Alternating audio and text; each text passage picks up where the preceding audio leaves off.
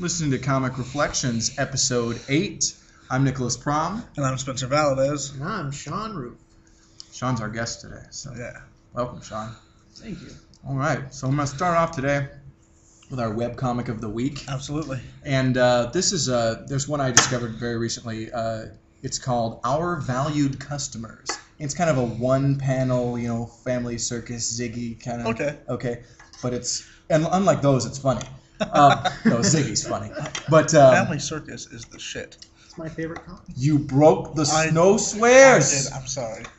Nicholas told me that we don't swear on this show. And then Spencer does it. Use another language if you're going to swear. It's okay. Family Circus is the stuff. Yeah. That's where it's at. Yeah. What it is. Okay. Turkey. So anyway, turkey. That's okay. But yes, okay, Our Valued Customers, it's like that. It's a one-panel cartoon, okay? Yeah. And it is somebody, it's apparently the guy, I think he works in a comic shop, and he does one panels of, just crazy things that people say in the comic shop, and he illustrates them, and... Well, that's really cool. Oh, it is. I can do that work. Hilarious. Hilarious. I would give examples, but really I'd say just Google this. Our Valued Customers. There's a blog that he's got it. He's on Facebook. Support this. Tim something. Yeah, I really researched this well. Tim something is the cartoonist, but it's really great. Especially as a comic book reader. Uh-huh. It's guy works at a comic shop. This is almost all comic related. Right. Gags. It's just great. Awesome. Really enjoy that. So I think you wanted to talk a little bit about comic book video games, Arkham City. Yeah, definitely. So this last week I played Arkham Asylum for the first time. Is it Arkham Asylum or Arkham City? That's the sequel. Arkham City is the sequel. Arkham Asylum was the first. I know nothing about video games. I play Frogger sometimes. Right. Arkham Asylum was great. I went through it pretty quick. Sean played as well. And he is Batman, just to put that out there. Yeah. Who's that? He it's one of those games where the characters talk, too, like. The villains do, and once in a while. So Batman doesn't do his black metal voice, I'm Batman. No, not really. Like in the movies. There's a couple instances where he talks, but it's none of that Dark Knight growling talk. Yeah. Kind of sounds like the Bat voice should be kind of deep, but sounds like there's gravel in his mouth almost. But yeah, Arkham Asylum, great game. A lot of fun. You run into a ton of classic Batman characters. From, the Joker is the main villain. Of course. But you run into Poison Ivy. Harley Quinn's in it. Harley Quinn, yeah. She kind of sets everything up for the Joker. I felt kind of bad for her in it, though. Yeah, she's a sad character. Harley Quinn? Yeah. That does remind me of one example from that webcomic of the week, and then I'll just give this right back to you. The guy says, if your girlfriend's favorite comic book character is Harley Quinn, you might want to start looking for a new girlfriend. Absolutely. Something to that effect. I think that's awesome. Advice. Words to live by, son. Definitely. So go ahead. Bane is in it, and he's going to be in the upcoming movie, The Dark Knight. Just everyone you can think of. And the Riddler has a big role. He leaves all these clues around that you. Riddle me this: is he, really vital to the gameplay? No. Nope. He's just. You get a lot of achievements through his mission stuff. So, what do you think that would be That would be the role of a bat on the side of Batman character, like Oracle or something? Oh, Oracle makes an appearance in it. You know what I mean? If you're achieving things through the Riddler, it's kind of it's you have to find his little statues, and there's hidden question marks around that you need to find in detective mode. Yeah. They're ridiculous. Yeah. As is the Riddler. Right. Yeah. Jim Carrey's just so ridiculous. No, he was terrible in that movie. That movie was awful, and he was. Yeah. I like the Frank Gorshin Riddler from the '60s show. Mustache? Yeah. He did the white paint over his mustache. Oh, no, you're thinking Cesar Romero as the Joker. Yeah. Yes. Yeah, he was good too. Yeah. The villains were the best part of that show. The show was awful. The Riddler villains from were- there was good too, though. I mean, Yeah. But I mean, Riddler is like such a dated, corny, like Yeah. dumb character. Like now, Uh-huh. it's just like, why do you people keep using it? It's like Right. people don't use the Penguin anymore. They know. It's like, dude, the Riddler's even worse. Yeah. So yeah. His stuff was kind of fun. It took us forever to get through. Burgess Meredith. It was but- the role he was born for. Be the Penguin. Danny DeVito. Gross. But superhero video games have come a long way. Yeah, generally, I mean, I don't play video games so much, but as you were saying, Yeah, I another time mean, we were kind of usually. when I was much younger, I had a Sega Genesis and I had the X-Men game, and it was sweet. Mm-hmm. I But had the X-Men game on the NES system. oh, really? I had that. Awesome. That was as advanced as I ever got in video game consoles Right. ever. Seriously. I had a Nintendo 64. I think I told you this yesterday. Yes. And one of the first games I ever bought with my own money, Yeah. and I was super excited for, was the Superman game. Oh. Yeah. And it was so bad. Yeah. Not even. How bad was it? Yeah. I can't even. It was just a terrible, terrible game. Yeah. I don't know if I was just bad at video games at that point or Yeah. what, but it wasn't even fun. It was blocky and just.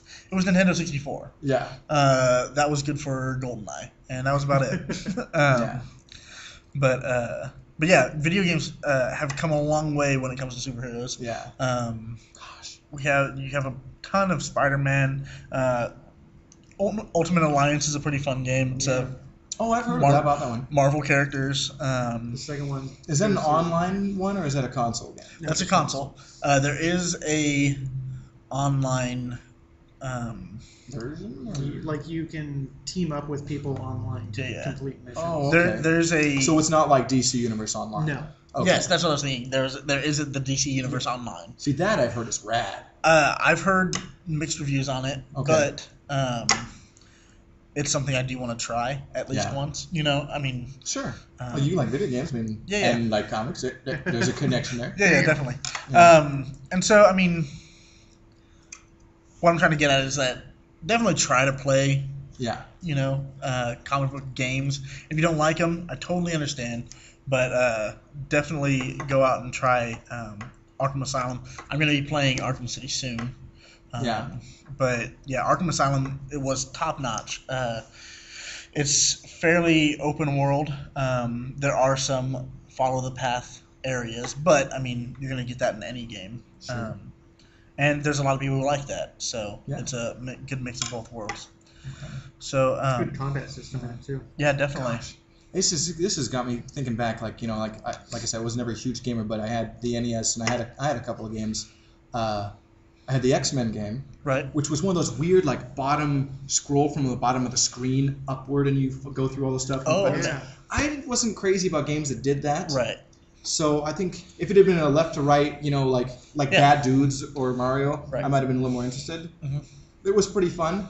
But the one I had that I really loved was the Punisher from the Oh. NES, and it was a shooter game, and it was scroll left to right, and you know just bad guys show up and you blow them away. Right. It was sweet. Yeah. It was just fun. I liked that game a lot. Cool. Yeah, that X-Men game Yeah. had a lot of like good characters. I mean, it had Cyclops, it had Nightcrawler. Oh, you're talking about the NES game? No, You remember it? Sega game that I Oh, had. okay. It might have been the same. I'm not sure. Well, if this was on NES, it probably wasn't on yeah, Sega. Probably. Yeah, it was a scroll left to right, but you also go up and down. Yeah, this So- was just that upward. Yeah. Weird. A lot of fun. You got to use your powers, and you had to recharge and things like that. It was fun. But yeah, I think video games are a good starting point for people who want to get into comics or something like that. Like, Sometimes, I mean, you know, 'cause, video game programmers, they look for ideas and like, oh, a licensed property. That's, you know, cross promotion there. There's a lot of. Yeah, and so you're not going to If get the a ton games of. are good. Yeah, if the games are good, you're going to get. You're not going to get a lot of backstory, but it's a good starting point to say, oh, this is the kind of world I'm going to be in. Well, sure. If it's a garbage game, what's going to make somebody who's like getting this to want to go and read a comic about a crap game? Right. But if it's good, like, wow, I think there are possibilities there. The one thing that is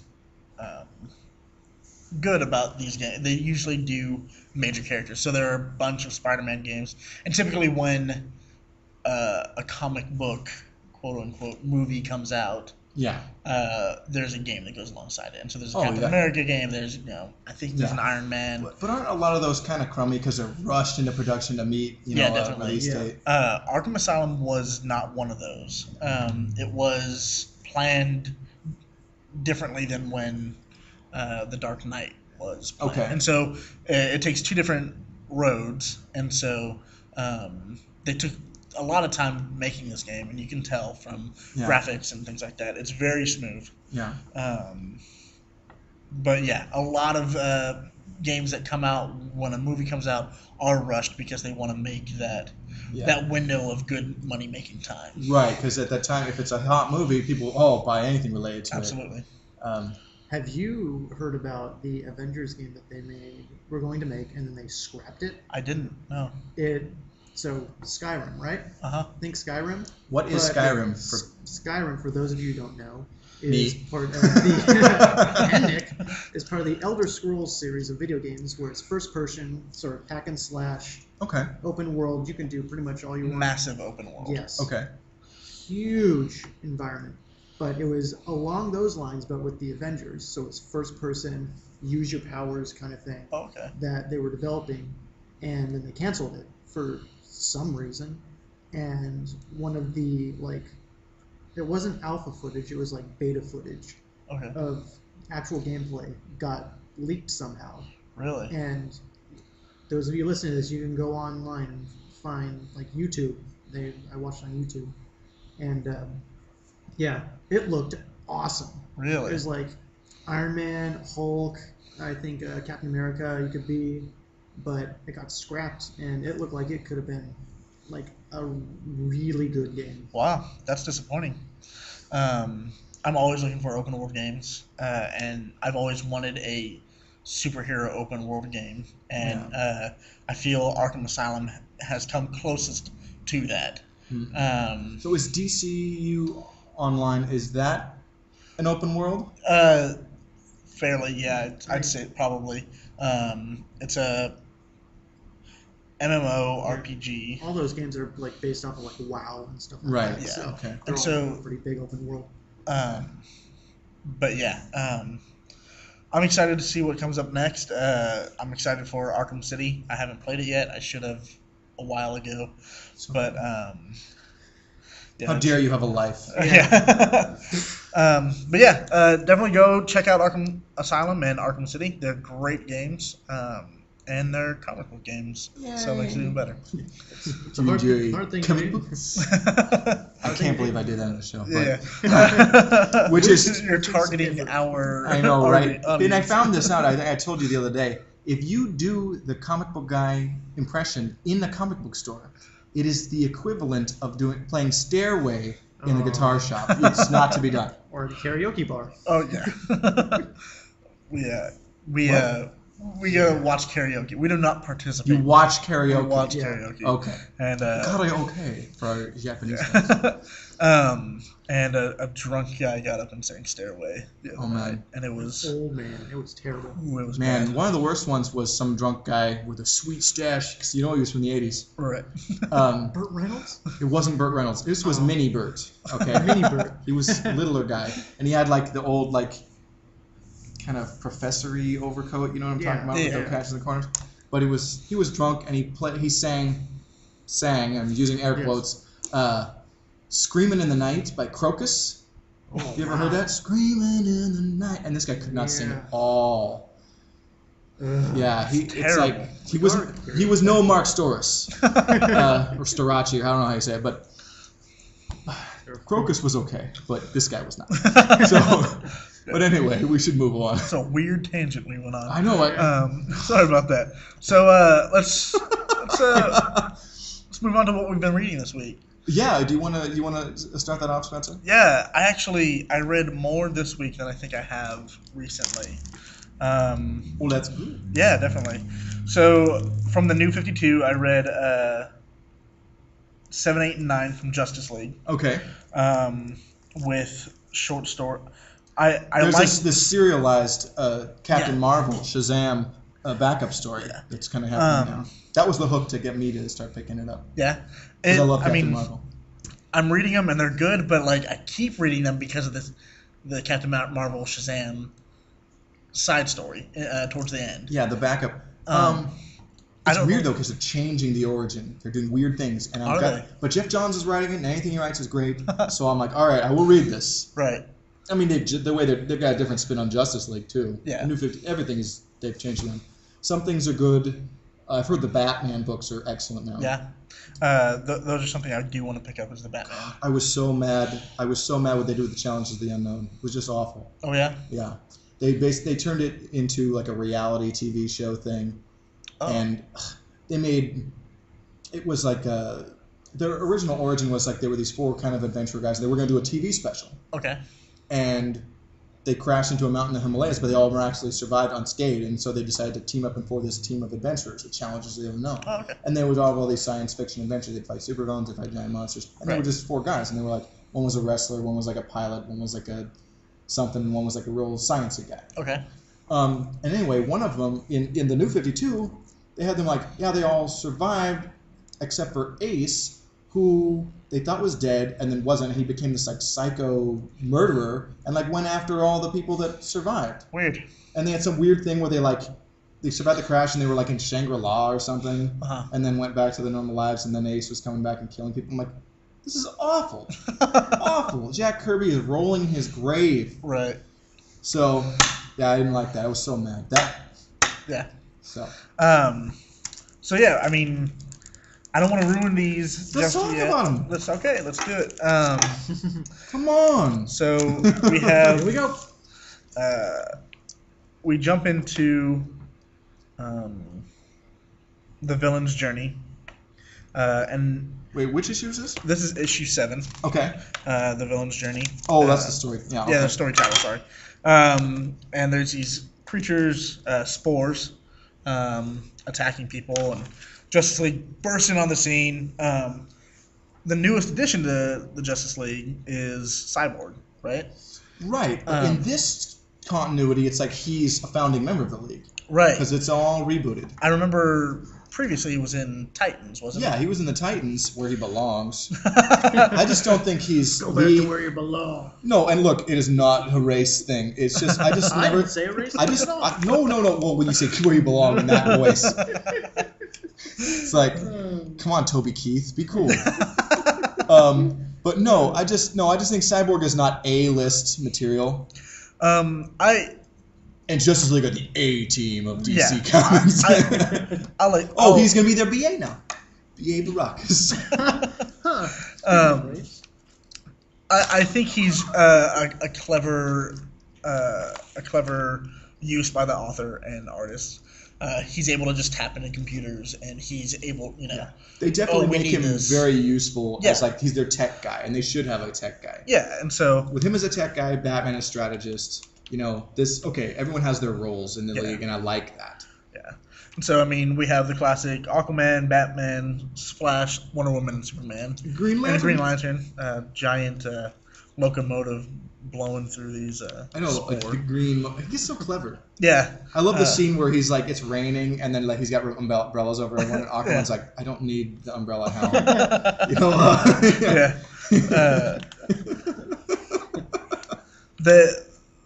They make them so much younger looking in this series. I love how Lantern is just like making Batman mad. Oh yeah, this is like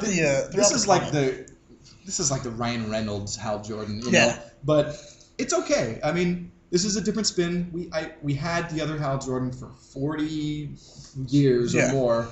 It's okay to do something. I'm not going to be a Grinch about this. I think Lantern's going to be a lot of fun in this series. Yeah. We do in this series, and this is the only the second arc in the story. in the series. I haven't read the first 6 issues, but I guess those are the origin, and then this jumps like 5 years later. Okay. So issue 7 is like, so it was cool. Like started on a new arc. Yes. But we do have Trevor. Steve Trevor. Steve Trevor, that's right. Yeah, and he's their liaison with the government and Yeah. stuff. And in the original continuity, he was like Wonder Woman's boyfriend. Right. Her longtime boyfriend. In this, they're kind of an ex-couple. Yeah. These 3 issues, kind of an ex-couple. And this commission is asking, hard questions of Mr. Trevor, trying to get him to reveal some, not secrets, but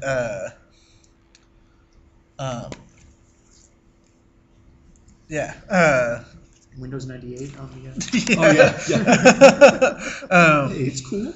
Yeah. Reveal not secret identities, but what goes on the satellite. What why is no one else allowed up there? What is your real relationship with Wonder Woman and Yeah. But then we also have this. It seems like a flash to what would be previously known as Earth Prime, or something like that. There's this book about the Justice League. Yeah. On the cover, and it's weird because in Earth Prime, where we live, in pre-crisis continuity. Yes. All the stories of the League and so on of Earth 1 are comic book stories, just as on their world, all the adventures of the Earth 2 heroes were comic books. Right. And how they explained that when they reintroduced the Flash in the Silver Age, which was the start of that, was that Gardner Fox on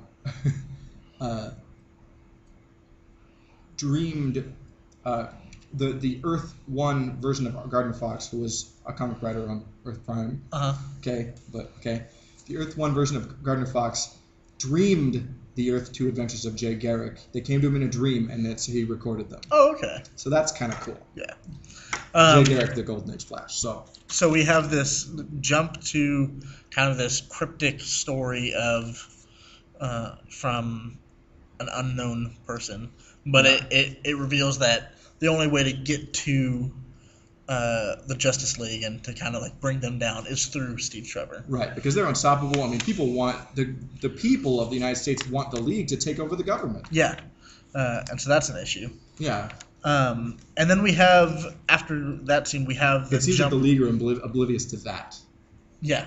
There's a bit of a bubble that they're in, and I think Trevor is kind of responsible for that.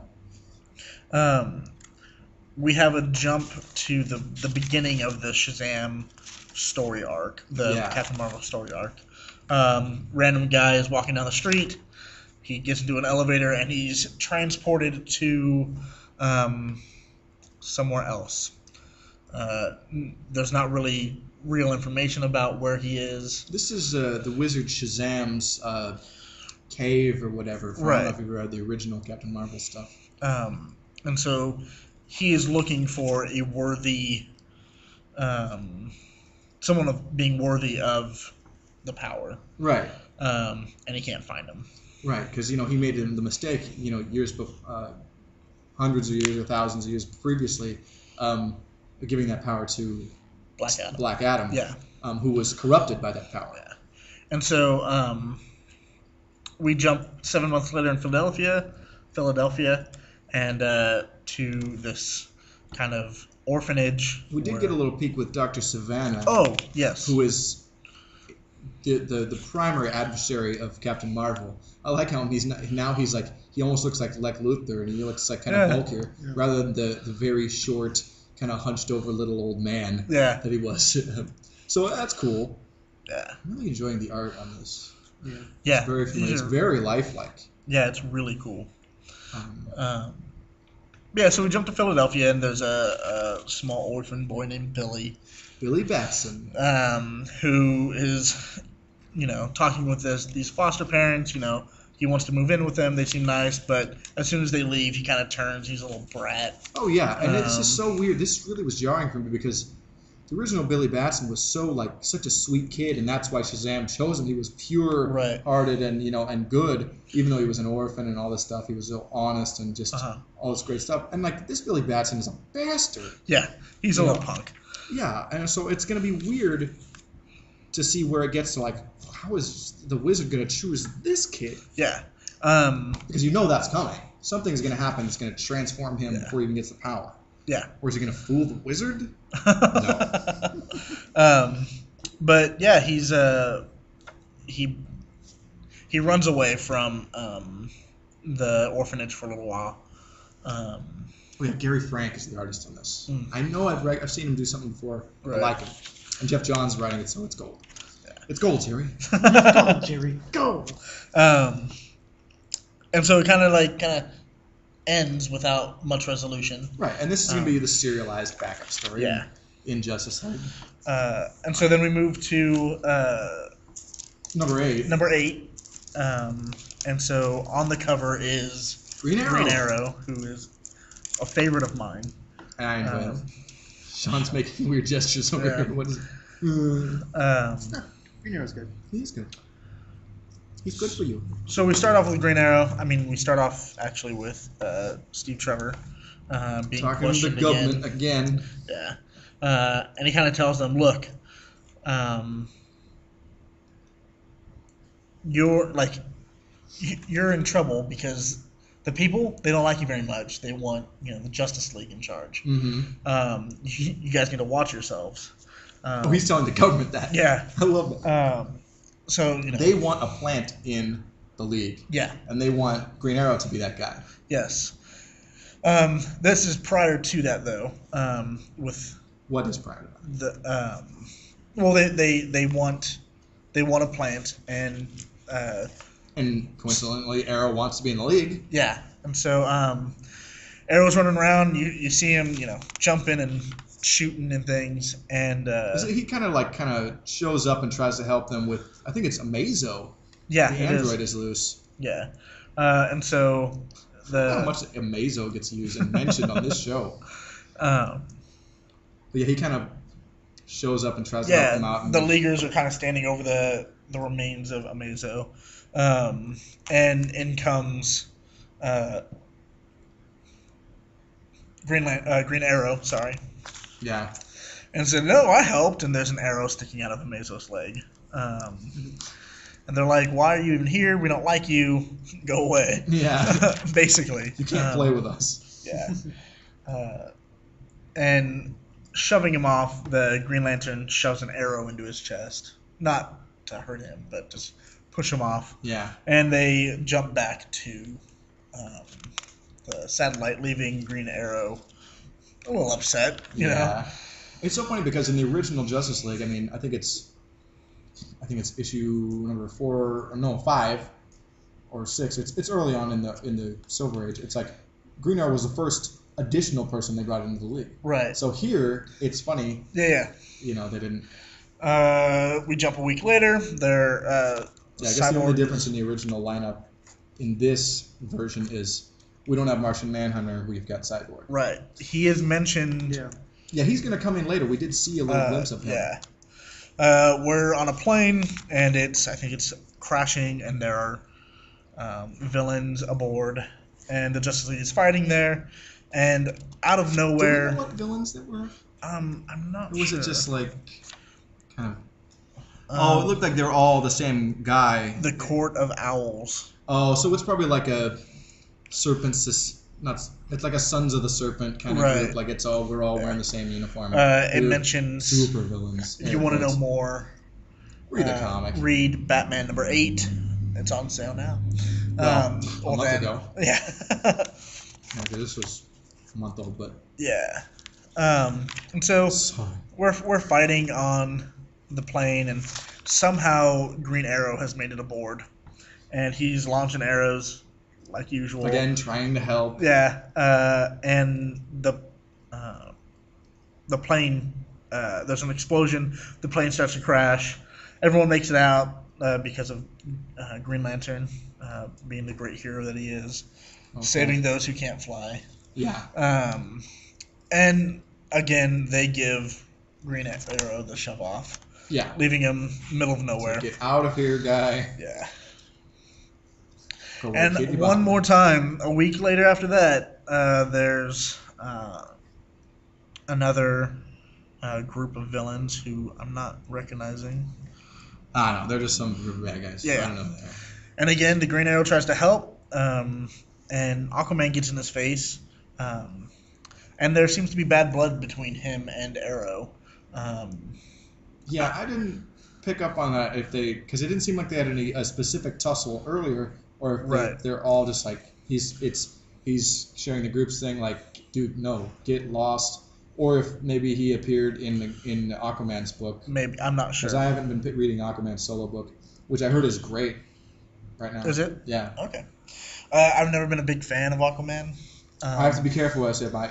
I have a close friend, Aislinn. She loves Aquaman, so I can't say bad things about her. But the more I read, the more I like Aquaman. Okay.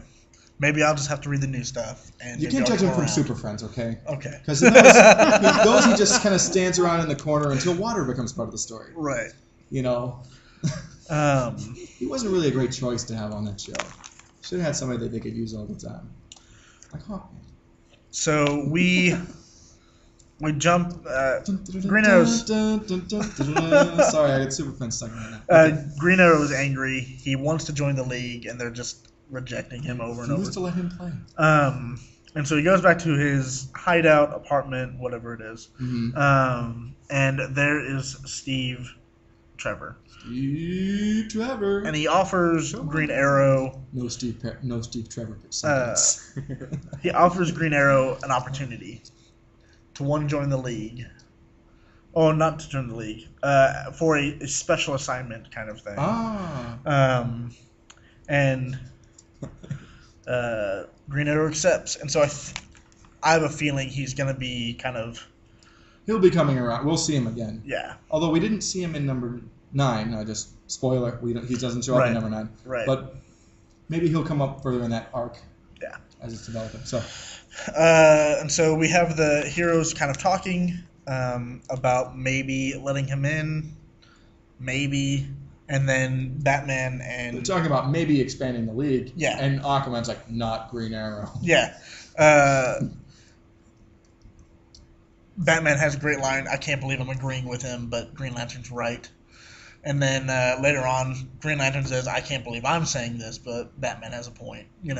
Just kind of ragging on each other. They don't seem to really go along. I mean, in this, Green Lantern seems to be kind of a loose cannon, and then Batman is the very... Oh, yeah. The stuff. It's just Superman is not really assuming the great leadership role that you would expect. Yes. He seems to be kind of like hanging back a bit more.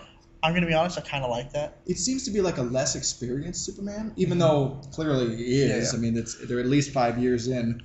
I think it seems more of a league rather than Superman saying, this is what we're going to do. Well, and he never really would do that, but he would kind of end up being the de facto chairman. Yeah. When he was around. I mean, the League was never like this one guy is the leader all the time. Mm-hmm. But when in a pinch, it seems like Superman tends to be the guy. Yeah. And so they're talking, and they said, "Look, we tried with expanding a little bit, and it went bad, and we have this great 2-page scene of I guess it's a flashback of them battling with the Martian Manhunter. Yeah. That must have happened somewhere in the first 6 issues. I didn't read that story arc. Yeah. So something bad must have occurred there. It looks like Martian Manhunter. It could be a different Martian. Right. But I think it's John Jones. Yeah. I mean, it seems like him, the way he's talking. Yeah.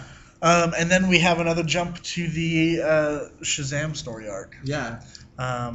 Billy is coming home to the family. The Velasquezes? Yeah, the Velasquez. Whatever. Mr. Velasquez kind of looks like Dr. Goebel. He reminds me of Dr. Goebel from our college. Yeah. And so he comes home to this family, and they have other foster kids. They're overly friendly, and Billy is overly a punk. Yeah. And so they just mash. Yeah, they're trying to be a family even though they're all foster kids and stuff. Right. And he's just like, he's not having it. He's definitely a loner. And he's got a bad attitude. And he makes the youngest little girl cry, and the oldest sister. Who? Mary. Mary. Oh, that's right. You got Mary and Freddie. Yeah. If you recall of the old Captain Marvel stuff, you know Freddie Freeman became Captain Marvel Jr. And Mary is turns out to be Billy's twin sister, and of course Mary Marvel. Right. So. And so she kind of lays into him for making the little girl cry. As she should. Yeah, definitely. He was being a little punk. And then we get this picture of old family of his, we assume. Yeah. It's in black and white. Yeah. Yeah. And I think he's just upset because he doesn't have his actual parents. Right. And then outside we have a storm brewing and a crack of lightning and the roll of thunder and this face in the clouds. Which is, I believe that's going to be of the wizard Shazam. I haven't even noticed the face in the clouds until just now. But yeah, so foreshadowing. I mean, Billy's going to encounter the wizard Shazam at some point soon. Yes. Moving on to Justice League number 9. We have a flashback to 4 years ago on about, I think this is again what would be considered Earth Prime. I'm not sure how it works. We're seeing this book about the Justice League. Yeah. This seems mysterious. Yeah. Where did this come from? I'm guessing Earth Prime. I shouldn't be saying that because I'm not sure. But that's a theory. Yeah. We don't know. Jeff Johns is a great writer. He hasn't revealed to this. This is a hook. You're like, what? I gotta know. Yeah. So it's great. With Mr. Graves, a man in a wheelchair.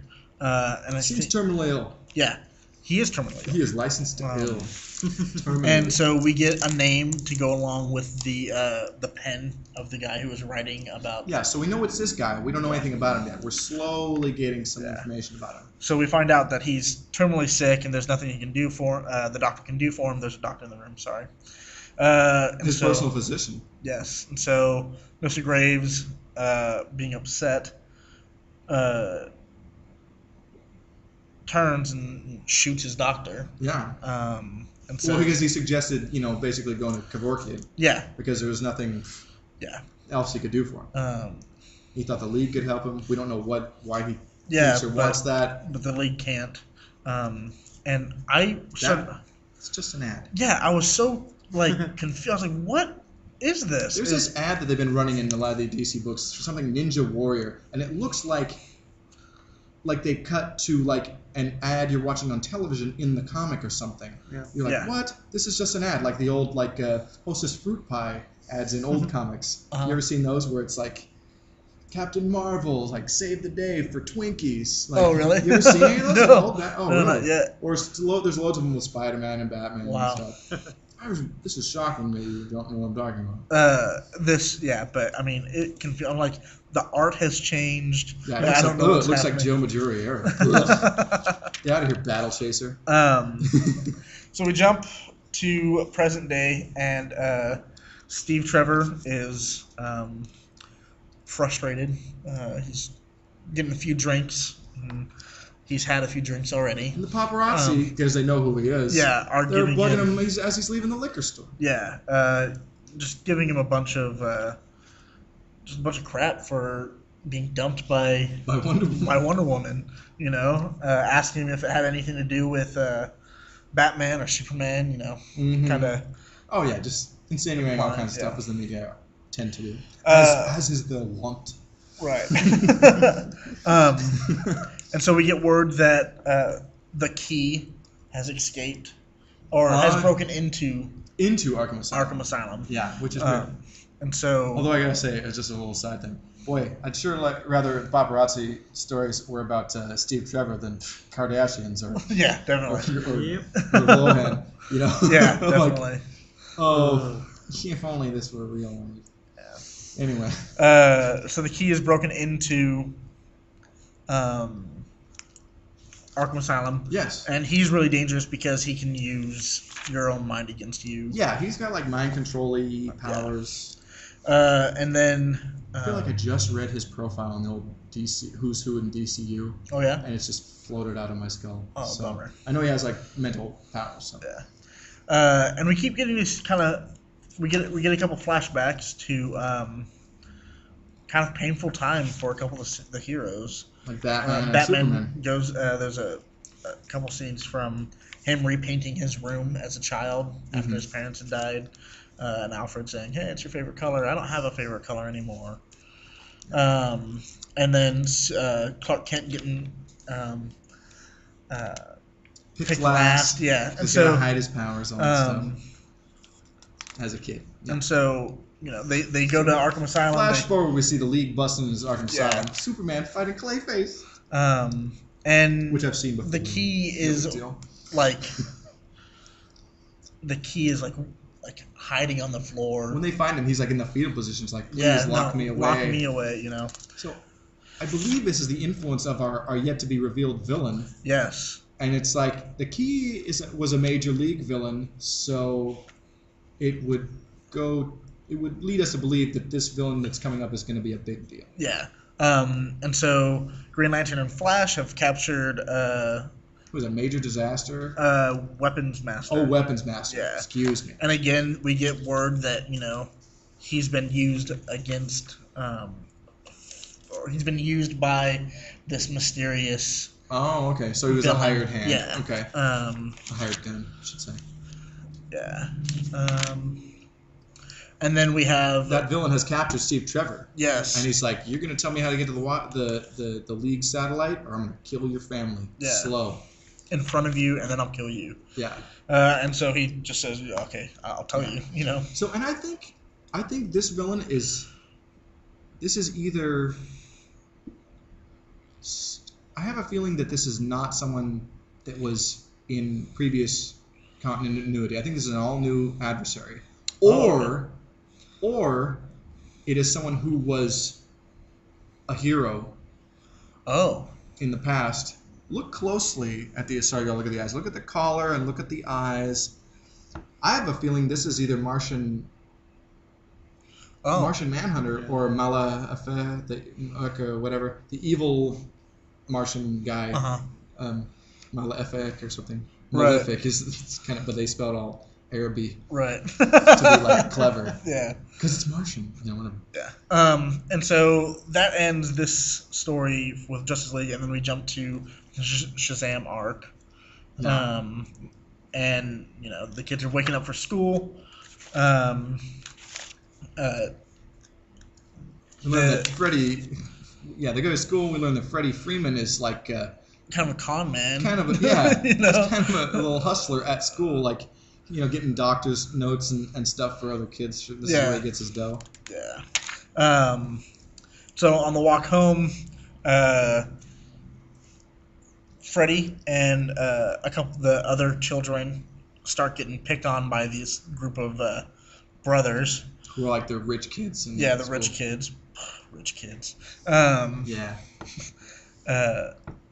Like Oswego jerks. Unless you're listening, then. Yeah, you're great. Yeah. But Billy has already walked off. But as soon as he hears his new family in trouble, he comes back and he just lays into the brothers. So even though he's like a jerk face, Billy has got some sense of honor and right and wrong underlying. So maybe this is cool. Yeah. Maybe he's such a bad kid. I think obviously he's going to become Captain Marvel. I think we're going to see a harder-edged Captain Marvel. An angry Captain Marvel. It's interesting. He was so, like, squeaky clean American Pie, like... And I love Captain Marvel. It'll be interesting to see this different take on it. Well, I mean, we do have Superman for that. For the squeaky clean America... Oh, no, but I mean, Captain Marvel makes Superman look like... Guy Gardner.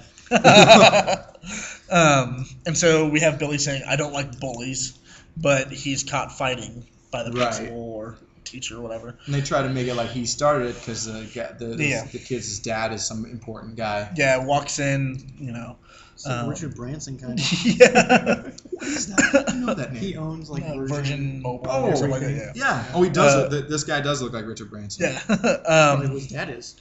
And so the dad barges into the principal's office and says, "I can't believe you let my boys get picked on by this trash." Are you basically. kidding me? Yeah. And so Billy and Mr. Velasquez are walking out, and they run into the Richard Branson guy again. What is his actual name? Breyer. Last name's Breyer. Yeah.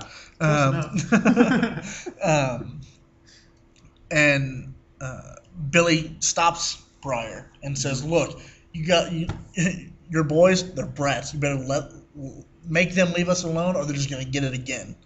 And he's just not gonna take a crap. He's like, "Look, you little rat, blah." Grabs Billy. Throw someone. Yeah, and threatens him. And Velasquez is right there, and the foster dad. Yeah. And confronts him. So how dare you threaten a kid like that? He gets called a vagabond and pushed to the ground by Breyer. But so he and Billy dust off and go home. Billy gives him the attitude. Yeah. Wow. We cut to Dr. Savannah again, he's trying to discover something. 45 miles north of Baghdad, they find a tomb. They think it's the tomb of Black Adam or something. Yeah, and so he's trying to open up the tomb, and he gets smacked in the face with magic lightning. Something? Yeah. Something. And he has a sweet lightning scar across his eye, and he can Not see... like Harry Potter. Right. No. He can see magic, is what he says. And that's kind of the end of that. I wonder, and this I just realizing, I wonder if they're going to combine Dr. Savannah and Black Adam in this story. Oh. Like if Dr. Savannah is going to become Black Adam. Yeah. Or get those powers. Yeah. How do you feel about that? It could be interesting. Here's a prediction that I think it's okay about the New 52 in general is that I think it's like they're doing these interesting takes, but I think it's like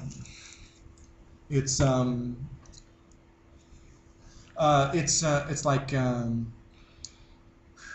the hell am I trying to say? Oh, they're doing all these different new spins on a lot of these characters, but I kind of feel like 52 new worlds in the New 52 is like, this is going to be too crazy. I almost imagine like a year or so down the line they're going to do like Crisis on 52 Earths Right. and bring it back down to something manageable. I feel like it's just got to be hard on the authors. And when it's like, good grief. They said the original multiverse was tough for new readers and stuff. You're going to have 52. Right. I'm going to keep looking at it. I mean, I'm reading some interesting things, but I'm longing for, this is a chance to come back to the original multiverse. Yeah.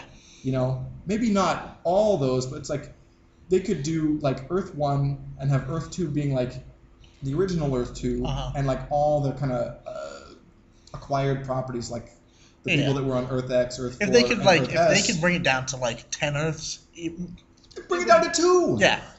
Yeah. Bring it down to 2. They could have plenty of storyline. Yeah. Without having to jump. Yeah. Like crazy. There are plenty there are all kinds of options for storyline without 52 planets. How are you going to keep that straight? Yeah, I don't know. I mean, they haven't rolled them all out yet, but good grief. So what do you want to talk about now? We could do the new Minutemen. Yeah, let's talk about that for. Okay. So, I want to stop for a minute and talk about Minutemen #1 for a second. This before Watchmen. Yeah. I love this DC series. Every week now, a few years ago they did they did 52, where there was this is this year-long story arc, and every week you had to go in the shop and get That's really cool. the new one. This is going to be 35 weeks of Watchmen prequels, and it's like 6 or 7 limited series, and there's like going to be an issue out every week. Right. So Minutemen #1 came out this last Wednesday. Mm-hmm. The Silk Spectre #1's coming out this Wednesday. Yeah. Tomorrow. But yeah, I read this. I know you read this. Yeah. What do we want to say? I did not read Watchmen. You did see the movie. I did see the movie, kind of. It was late, fell asleep. Yeah. I'm awful. It was awesome.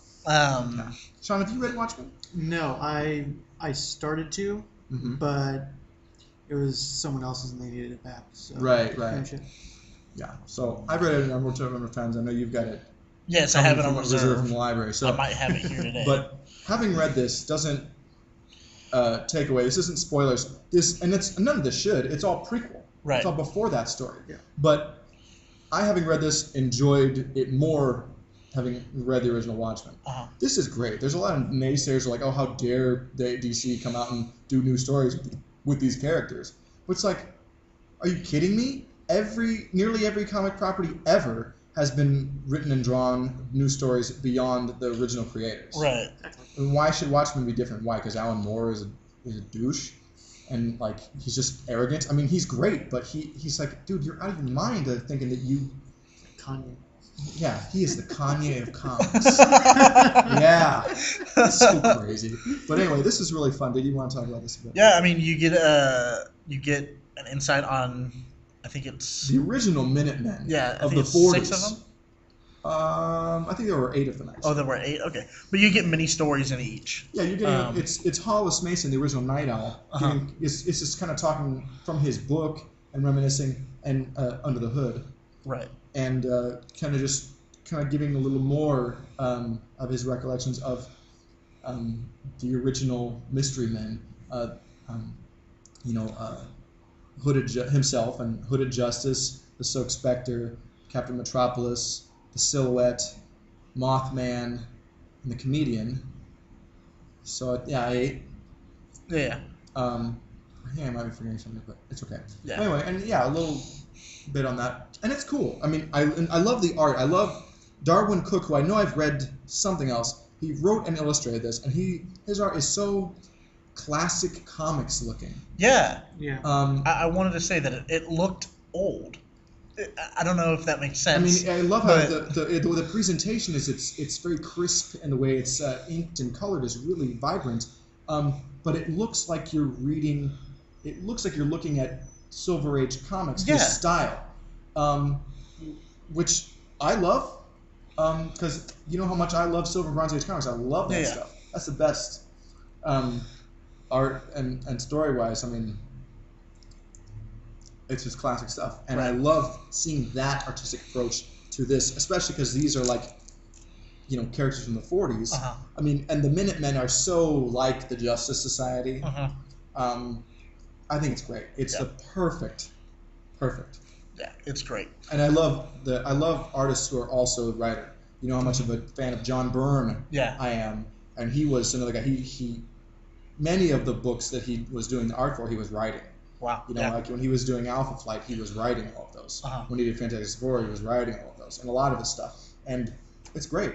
Yeah. So. So definitely tomorrow or whenever you can, go and get this issue Minutemen, and then tomorrow is Wednesday. Is the Silk Spectre number 1's coming Silk Spectre. out. So definitely go pick those up and read them. Yeah, don't be a jerk and be like, oh, I can't. It's like, come on. Yeah. If you liked Superman the movie, Superman 2 is even better. Okay. So moving on, Maybe that wasn't the best example. I don't expect this to be better, but I like this. It's good. So we have number 1 and 2 of Earth 2. Yeah. Which were great stories. Yeah. Let's take a few minutes to just talk about the overarching kind of story with there. We'll just so in memory. Earth 1, we have these phantom demon things. Oh wait, Earth 1. This is taking place. No, sorry, Earth 2. On Earth 2, I'm sorry. It's the parallel issue 1. This is it opens up with the parademons coming through boom tubes. These are Apocalypse or Darkseid's legions from Apocalypse. Sorry, I said phantom. I meant para. I don't know why I said phantom. Phantom demons were. You were thinking of the Phantom Zone. Yes. Maybe. Yeah. I don't know. Because that's mentioned in here. Sean is shaking his head. Yeah, whatever. Okay.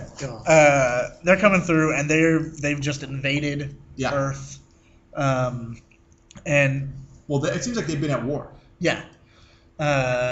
There's a one world army now, and they're fighting these parademons. And there's like a trio. There's only a few superheroes. It's Batman, Superman, and Wonder Woman, and then like Robin and Supergirl. That's it. Yeah. And Robin is Batman's daughter. Yeah. Helena. Yeah. Or Helena. I don't know. Whatever. Boxing Helena. No. And so they have to come up with a way to stop these parademons from jumping in, and their leader, Steppenwolf. Yeah, he is the uncle of Darkseid. Right. He keeps popping in and out of the Earth through the, what are they? The tube? The boom tubes. The boom tubes. You gotta read New Gods, man. Yeah. I'll lend those to you sometime. And so they're discussing, while they're fighting, there's a side discussion between the three, Batman, Superman, and Wonder Woman, about how they're going to stop them overall. And Batman has come up with this special computer virus. Yeah, to kind of disrupt the boom tubes and the parademons, like power source or whatever. Yeah, these tower things. Yeah. And so whenever... Well, they built those towers on Earth. That's like their source of power. Yeah. And Batman's going to disrupt them. And to just going to make a long story short, it works, but those three heroes pay the final price. They are fallen. And Robin and Supergirl, Supergirl sacrifices herself. That's mentioned in number 2. They believe that. In number 1, we see that they somehow travel to Earth 1. Oh. So they're out of the story, and there's a little footnote like "See World's Finest." They've got a new book out. Oh, I didn't see that then. I'm sorry. No, it's okay. Because in Earth 2, it does mention that Supergirl had sacrificed herself. They think that Supergirl and Robin, who when they go to Earth 1, they decide to become Power Girl and Huntress. Oh, okay. It's further confusing that Supergirl Power Girl thing. Yeah. but yeah. Anyway, those heroes die, and whoa, what's going on here? Yeah, and so we jump to issue 2, and they die, but Darkseid and his legions are defeated, and it's like flash forward 5 years later. Yeah. Okay. And so we jump over to Jay Garrick, and I should say in the first issue it said Mercury visited Wonder Woman on the battlefield. It said the gods had come to their aid and were dying, and at the hands of Darkseid and all their guys. Yeah. So, but in apparently even after they thwarted them, the gods were still warring against them. But Mercury journeys to Earth too, and he's dying. Yeah. But Jay Garrick happens to be there. Yeah. Joan had taken off to California. Yeah, they had finished college, and Joan's like, "See ya, I got a future. You got nothing going on." Yeah, and so he's up on a hillside drinking a beer, being depressed. Yeah. And he sees he wishes on a shooting star, and the shooting star starts coming towards him. Yeah. And he's like, "That's no shooting star," and crash lands. It's Mercury, and he's saying, "Look, the gods are dying. I'm dying. This world needs heroes because there's bad stuff coming." Because he knows he's the messenger of the gods. Right. So he bestows in his last breath. He bestows his power on Jay, and he gets the super speed. And it is great story. I'm not sure about the costume. It's kind of weird. Yeah. Yeah. The helmet is really just what. Yeah. But that's the rest of it actually looks cool. But it's like you got a chin strap. You kidding me? But he runs really fast. Yes. Yeah. But I like this. This is a cool origin. It's very reminiscent of Captain Marvel, kind of like you're given this power. Or I swear there's somebody else that it kind of reminds me of. Or of Abin Sur giving the ring to Hal. It's very reminiscent of that. I like this better than Jay Garrick's Golden Age origin. He was like a lab assistant to some professor at school, and he inhaled fumes from hard water and got super speed. Why don't I have super speed? What is that, steam? Steam, yeah. If hard water's ice, so yeah, it didn't make sense. God, it's like anime science. It doesn't make sense. But this I liked. I like this origin. And we also are introduced to Alan Scott, also, who is a millionaire. Yep. He's done some documentary kind of eulogizing like Superman and Wonder Woman and them. And this is that controversial Alan Scott's gay thing. Yeah. We meet his boyfriend. Oh, and the very end blew me away. Let's not give it totally away, but yeah. Yeah. Great ending. Oh, we do. I like how Flash is testing his powers. This is. Yeah. And he ends up in Poland because he just doesn't know how to control it just yet. And one panel we see, there's Hawkgirl. Yeah. So I really feel that Earth 2 is building to do like kind of an original JSA on cool. Earth 2 in a different light. There's also seems to be this other subplot with the Golden Age Mr. Terrific meeting the Mr. Terrific from the pre-Flashpoint DC continuity, it seems. I don't know. It's weird. I don't know. So that's interesting. The Earth 2 is an interesting book. I'm going to keep picking this up. Yeah, definitely. So, I have a few others that I read. We'll talk about that a little bit. I read the classic Jimmy Olsen Robin team up. Okay. They try to fool Batman and Robin into Batman and Superman. Yeah, Batman and Superman. Jimmy and Robin try to fool Batman and Robin. Schizophrenia. Yeah. Yeah, the Jimmy Olsen Robin team. I love that story. They fool Batman and Superman into believing that they had died. I don't remember. What was the reason? Because Robin created this machine that can see through lead, and they were like, let's practice on that shield. And when they looked through it, they saw through the shield and through the wall, and they saw these three guys saying, we have the device that'll make us invisible. Wait, is this a story that has that quack scientist comes in with this predictor machine? Yeah. And it predicts all these things and that those two are going to die? Yeah. And so do they fake their death to try and undercover the plot or something? Well, the evil plot is it's a very weird story. These three guys who have this device to make them turn invisible. Okay. And they're going to kidnap Jimmy Olsen and Robin and hold them hostage while they rob someone. So that'll keep Batman and Superman busy looking for them. Busy. Okay. And so Robin and Jimmy, they hire this inventor and disguise him as this crazy.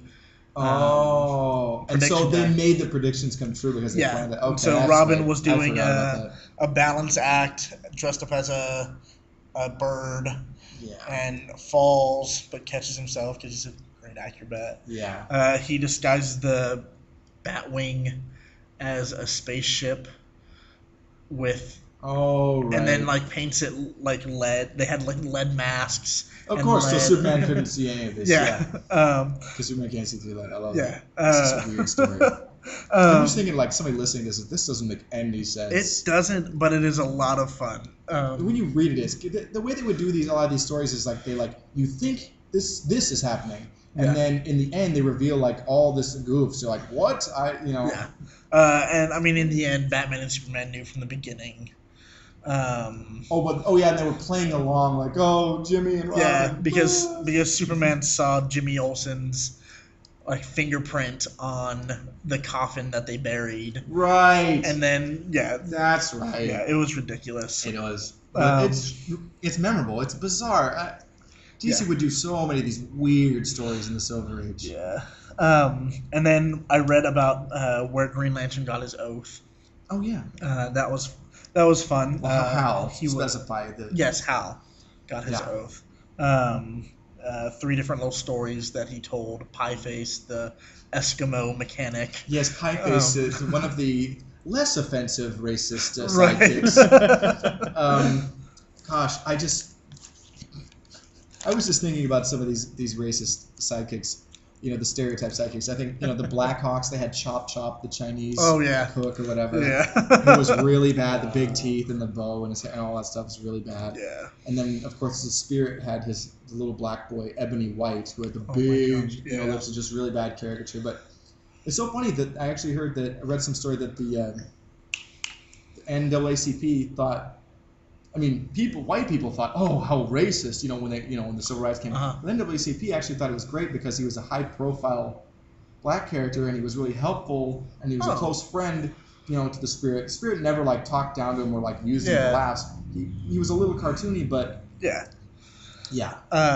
And those 2 stories and 3 or 4 others can be found in Secret Origins. It's a 80-page giant from DC. Yeah, they did a reprint a few years back. This is reprinting an old one. Right. But You can find it. I mean, the Jimmy Olsen team up is a classic from way back at World's Finest, number 141. Yeah. But these are stories that are collected in various trades, and reprint books and things. So they're definitely findable. The next one I read, and Sean said he read as well. I'm good. I want to get some input from Sean. Is the Showcase Presents Green Lantern, number 22. Showcase number 22, where they introduced Green Lantern. And just maybe the year or so before is where they had... In Showcase number 4, that's where they introduced the Barry Allen Flash. Uh-huh. So Showcase was kind of like... This was the book that was kind of opening up the Silver Age. Right. The Justice League debuted in Showcase. Challenge of the Unknown debuted in Showcase. A lot of DC's key new ideas or relaunches, revamps came out of Showcase. Right. Because it was kind of like to test if it's popular to get its own book. Mm-hmm. And a lot of companies, Marvel did that too. They had Marvel Spotlight, Marvel Showcase, blah, blah, blah. Yeah. Marvel Premiere. They always did that. And so in this, we have the SOS Green Lantern. Ah, yes. The first Hal Jordan story. Which is the first Hal Jordan story of how he got his power ring from Abin Sur. Yeah. And kind of who Hal Jordan is a little bit. And I mean, the movie tells you how it happened fairly. It wasn't a bad. I mean, the basics of the story were the same. Yeah. In the movie, Pieface was his pal, almost like. Yeah. In the movie, and he's not in this yet. Right. And so I mean, we don't have the oath yet, but he is charging his ring through the power battery. Yeah. But we also in this showcase, we have Green Oddities. What is that? It's a. Oh, is this just one of those one-page kind of like just? Yeah. It's just a filler sheet. Yeah. You would see those sometimes. I think in the Flash they would have this little science page, and in Superman sometimes I've been reading some old Silver Age stuff. Nice. And I see these we need a one-page thing. Okay, they come up with this. Yeah. And I mean, it's just what green has meant in the past. Okay. Yeah. So it's silly, but fun. You want to talk about this, Sean? You can totally do it. I read it a while ago, so. The thing that sort of struck me about it was so theatrical, and it reeks of old theater and stage theater or screen theater? Both. How it's over the top, the very first SOS Green Lantern. It's this pilot trainer wasn't meant to fly. I love the splash page, the splash panels. So they're kind of to snag you in. If the cover didn't already grab you, this is also to kind of drag you into the story. I love that. Yeah. It's Hal as the test pilot, and we get to see this green light from magic. There's a crashed something, and he's flying some experimental aircraft. It's exciting. It's already But it's great. Yeah. His love interest, Carol. She becomes his boss. Yeah. Almost immediately. And as soon as she's the boss, she starts giving the cold shoulder. It's got to be all business, mister. And that bums him out. And I mean, I love that yellow is so affects the ring so much. Well, they have to have something. They have to have something that they can't be completely invulnerable. They have to be something so that giving them a thing like that gives them, oh, cool, we can, every time a writer gets stuck, oh, yellow, or, oh, kryptonite, something, It's amazing how often he forgets that. It's he gets smacked in the head with a... oh, I forgot. It's yellow. Well, this is his first and second adventures, so, he's very new. White-collar criminals are giving him, a hard time. He gets the cold shoulder from Carol. She ends up falling in love with the Green Lantern. But then Green Lantern has to take off to save the building from being shot with a missile. And she's pissed at him. Yeah, because they're about to kiss or are kissing. I can't remember. They're kissing. And he's like, I gotta go. Oh, oops, sorry, I gotta go. And she is just distraught with lines coming out of her face. It seems like she's mad, not distraught. Oh, yeah, probably. Yeah. Yeah, she's very angry. Again, yellow missile, can't stop it. But thank God the tip is red. Yeah. Yeah. So he takes the missile back to Yeah. the Oh, yeah. military. Because the missile was yellow. Because Yeah. yeah. Yeah. It's launched from this scientist. Was he a Soviet? I think.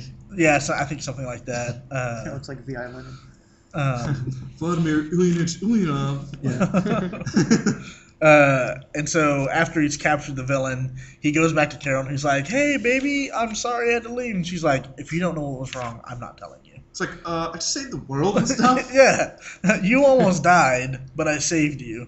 And so both Hal Jordan and Green Lantern have been cold-shouldered by totally shut down by Carol. And this is going to be an ongoing theme in the book, in case you didn't know.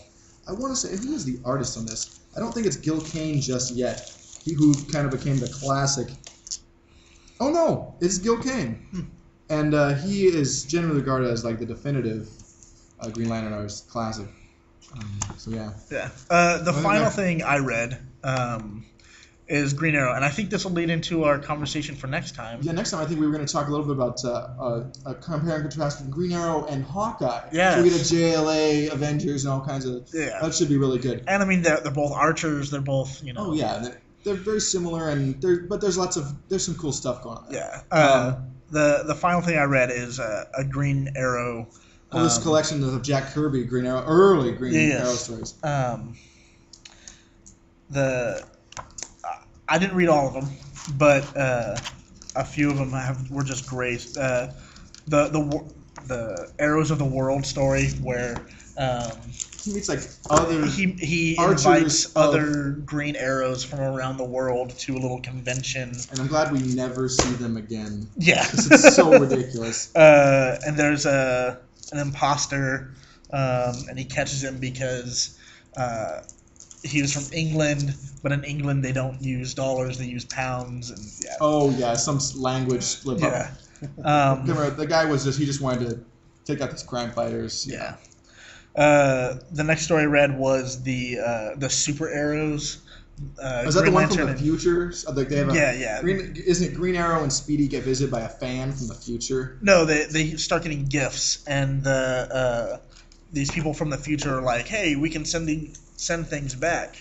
Let's do that." And I don't know why these humans look so different. Their heads are bigger, and they're all bald. It's the future. It's just artist conception. It's okay. They're able to send something back in time, and so they send back these super arrows, as they're called. Yeah. One of them throws a car over. Oh man. And I mean, they're crazy arrows, but so they're from North Dakota. Yes. Yes. But for some reason, somehow the Green Arrow, taking the arrow from his quiver, drops one. And it's the hypnosis arrow, and so he's hypnotized. Him and Speedy are hypnotized by this arrow, and the villains are able to get away with their super arrows, and they start wreaking havoc on the city. There's an invisible arrow. There's a anti-gravity arrow. Yeah, it should be low. When we see these just generic villains, they're like mobsters. Yeah, white collar crime guys. And so, Green Arrow and Speedy finally wake up from their hypnosis and realize, oh crap, we gotta go get these guys, or they're gonna rob another bank. And so Speedy uses a mummy arrow and wraps them up. Of course, a mummy arrow. Oh, it is. Oh, I see that. Yeah. Clearly, okay. And so Green Arrow and Speedy are like, look, maybe it's not a good idea that we use these right now. Let's put these away. And then the final one I read was where Green Arrow, his identity was almost revealed because these guys were going back to. This is Green Arrow's first case. Yes. So you're getting the origin, and then somebody almost kind of figures out his secret. Yeah. That he's Oliver Queen, millionaire. Yes. What? Yeah. And so we learned that so much is similar to Batman. He's a millionaire. He's got a teen ward. Yep. It's like. he figures out that There are key differences. he needs different arrows to do different things while he's on the island that he's trapped on. Oh yeah, he was marooned. Yeah. And so he makes the rope arrow. Yeah. The net arrow. Classic arrows that you see, all the drill arrow. Sure. To get into coconuts and things. Yeah. Survival. Yeah. And he told his story on the wall of the cave, and so he has to get back there before these researchers get in. And so they're going in with... oh, that's right. It wasn't criminals. It was just research. Yeah, they're going in with a Geiger counter, and Arrow's like, oh, I'll just use my radiation simulating arrow. And that blows my mind. There's a radiation simulating arrow. And so he launches it in front of the cave, but they don't see it. And so click, click, click, click. They're like, oh, there's radiation. Let's not go in there. It's always identity secret. Yes. Yeah. But it's kind of dumb. Yeah. But why are they worried about radiation to begin with? Well, because the Bikini Islands, there were like that's where they were? Yeah. Maybe. Okay, that definitely makes sense. Or just they're probably thinking that like, oh, we're exploring this island, let's make sure it wasn't used for tests. I read a Green Lantern last night. I can't remember. Oh, it was where he got his oath. And oh yeah. One of the things he does is he says, "Oh, I'll just lay down a layer of radiation over the Air Force base, so I can sense the tremors in the." Wait, he used radiation? He used radiation and sterilized everyone there. Yeah, I'm like, I don't think that's a very good idea. Well, remember that story I told you, like where Superman basically brainwashed the whole world just to buy time from Brainiac? Yeah, that blew my mind. Yeah. It was a great story, but I was like, what? The ends justify the means. I guess. So we are definitely out of time absolutely. Today. So it's been fun. It's been great. Thank you so much for joining us today, Sean. No problem. And thank you for listening. Please email us at comic.reflections@gmail.com. Yes, that's right. And look for us on Facebook. We're there. Yeah. Comic Reflections. Thanks for listening. We'll talk to you later. Bye.